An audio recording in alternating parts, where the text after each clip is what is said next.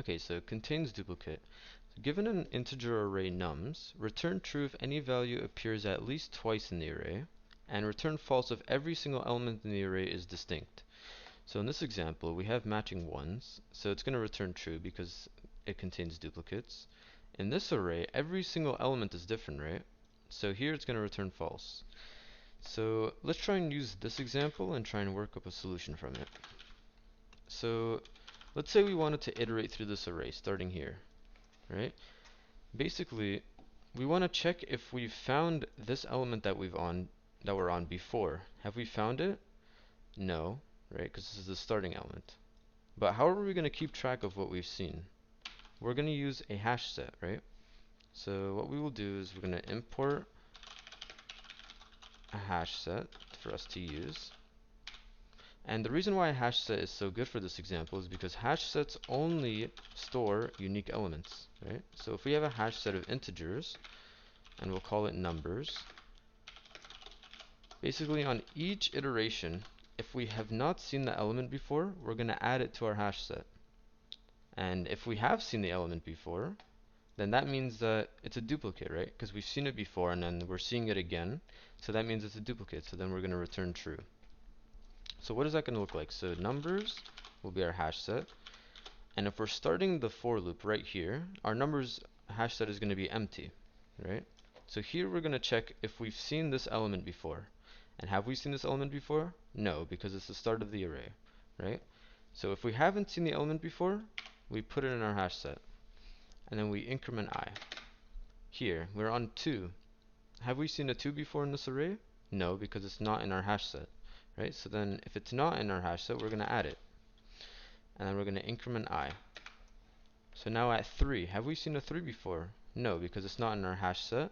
So we're going to add the 3 as well, and then increment I. And now we're on the last element, and we check if we've seen a 1 before. Have we seen a 1? Yeah, it was the first element, right? And it's inside of our hash set. So at this point, return true, right?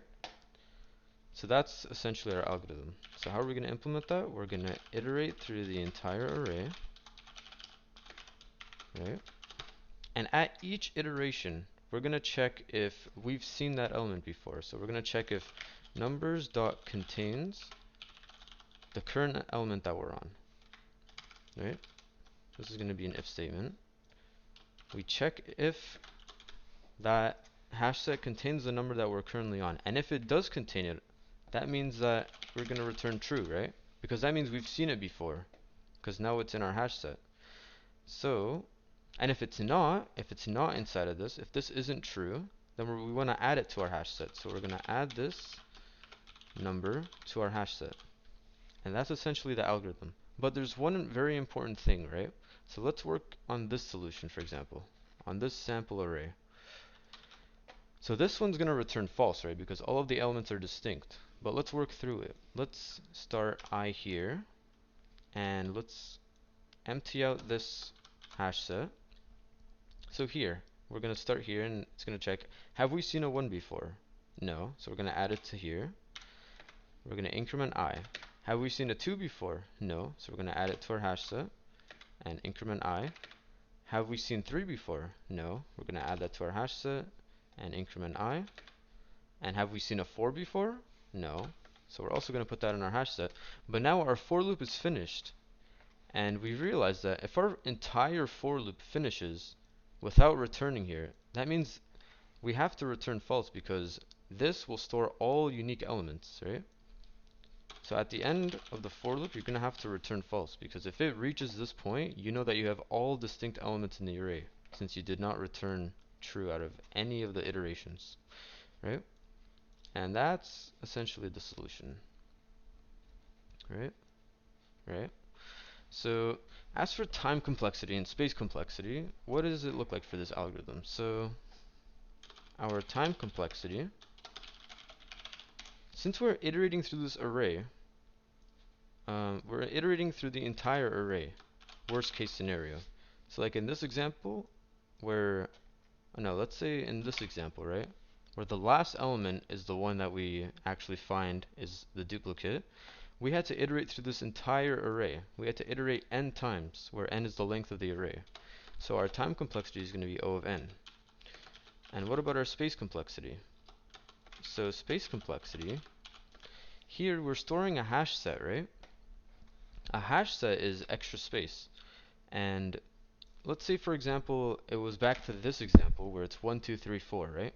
We had to store every single element inside of this numbers hash set. We had to store every single one. We had to store n elements, right? Worst case scenario. This is the worst case. So since we have to store n elements in the worst case scenario, that means the space complexity will be O of n. If you like this video, make sure to check out my course on Udemy where I go over how to approach and solve LeetCode's top interview questions in Java.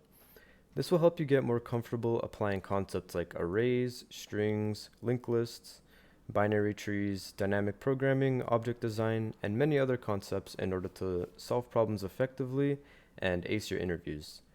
So if you're interested in it, feel free to check it out through the link in the description. And with that being said, I hope you guys have a good rest of your day, and I'll see you in the next video.